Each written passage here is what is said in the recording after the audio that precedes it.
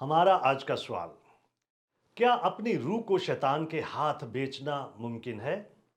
इस वीडियो के अंदर मैं बाइबली तालीमात की रोशनी में इस सवाल का जवाब दूंगा और इसके बाद कुछ मददगार तलीमी वसाइल को जानने में आपकी मदद करूंगा। लिहाजा इस वीडियो को आखिर तक देखिए।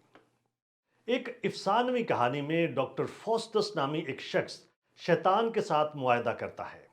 मुआहदे के मुताबिक उसे अपने बदन और रूह के बदले में 24 साल तक गैर मामूली कुव्वत और ऐशो इशरत की जिंदगी हासिल होती है। शैतान इस तबादले पर राजी हो जाता है और डॉक्टर फॉस्टस एक अरसे तक गुनाह आलूद जिंदगी की ऐशो इशरत और खुशियों से लुत्फ अंदोज होता है, लेकिन उसकी अब्दी सजा पर मोहर हो जाती है। 24 साल के इख्तिताम पर फोस्टस शैतान के मंसूबे को नाकाम बनाने की कोशिश करता है, मगर उसके बावजूद वो एक खौफनाक मौत का सामना करता है।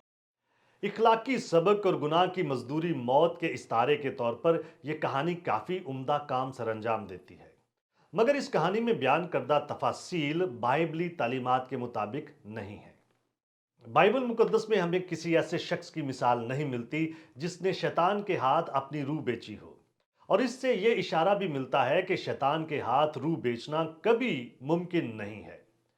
बाइबल मुकद्दस शैतान के बारे में जिन बातों को वाज़िया करती है, उनकी चंद मिसालें कुछ इस तरह से हैं। शैतान के पास इतनी ताकत है कि वो फरिश्तों की भी मुखालफत कर सकता है। रूहानी फरिश्तों का रूप इख्तियार करने के वसीला से शैतान धोखा देने की कोशिश करता है। खुदा ने हमें शैतान के हमलों के खिलाफ अपना दिफा करने का जरिया फराहम किया है। शैतान खुदा की मर्जी के मुताबिक महदूद ताकत रखता है। इस जहान के खुदा की हैसियत से शैतान सिर्फ उन्हीं पर इख्तियार रखता है जो मसीह के बगैर जिंदगी गुजारते हैं। बिलाशुबा ऐसे बहुत सारे लोग होते हैं जो बराह रास्त तौर पर शैतान के कब्जे में होते हैं। फिलिप्पी की लौंडी उनमें से एक मिसाल है। शमाउन और अल्मास जादूगर जैसे लोग भी हैं जिन्होंने खुद को शैतान के कामों के लिए वक्फ कर रखा है।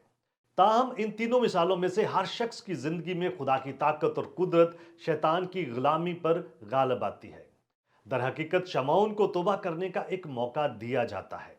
यकीनन शमाउन की रूह को नाकाबिले वापसी हद तक फरोख्त नहीं किया गया था। मसीह के बगैर हम सब मौत के मातहत हैं। जैसा कि पहला यूहन्ना 5 बाब उसकी 19 आयत बयान करती है कि सारी दुनिया उस शरीर के कब्जा में पड़ी हुई है। निजात पाने से पहले हम सब शैतान की कैद में होते हैं। खुदावन की तारीफ हो कि हमारा एक नया मालिक है जो किसी भी गुनाह की जंजीर को तोड़ सकता और हमें आज़ाद करा सकता है। क्या आप और बहुत कुछ जानना चाहते हैं?